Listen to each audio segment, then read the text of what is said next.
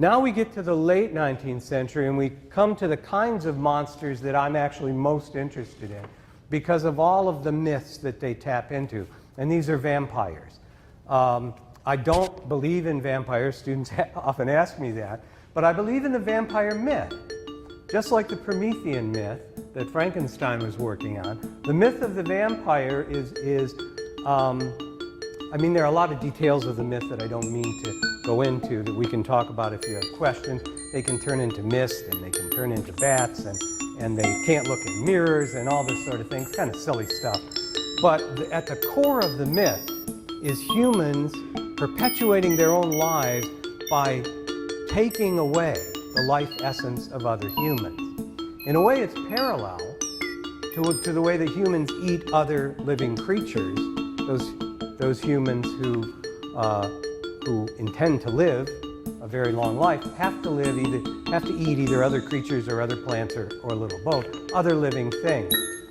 To prey upon other humans directly, though, is the special province of the vampires and anybody you can think of who uses other people, who steal their ideas, who steal their work, who use them up as laborers until they're no good anymore, simply for their own profit. So the vampire myth is really a pertinent one for us, I think, continuing to this day. It arose in the middle of the 19th century, and you can ask why. What was the 19th century focused on that might have made the vampire myth attractive? Well, these middle-class industrialists and pioneers in science and technology who were making trouble anyway by getting more and more powerful and more wealthy were beginning to turn into the kinds of avaricious capitalists who were really scary by the end of the 19th century. If you read your history and economics, these people were destructive to the social order. They had to be reined in, and the antitrust acts of the late 19th and early 20th century and related things reined them in somewhat. But you can understand why people would have been afraid of that. It was also nearing the height of the imperialist motives of many countries. So if people are feeling anxiety about the right of certain people to assume for themselves dominance over the rest of the globe, where did they get that right? Where did that power come from? This was scary, especially if you're on the receiving end of it. So this is all enough to cause anxiety about the way that people will use each other up in this vampire fashion. But we also use these stories to reveal other anxieties that we have. And the thing that fascinates me most about Dracula is the way that it reveals for us the 19th century, late 19th century Victorian era. You've heard of the Victorian era. What were they obsessed with? Anybody hear of anything like this? Chastity, yes. They were just obsessed with people staying away from sex. This is real important to the Victorian era. So how can...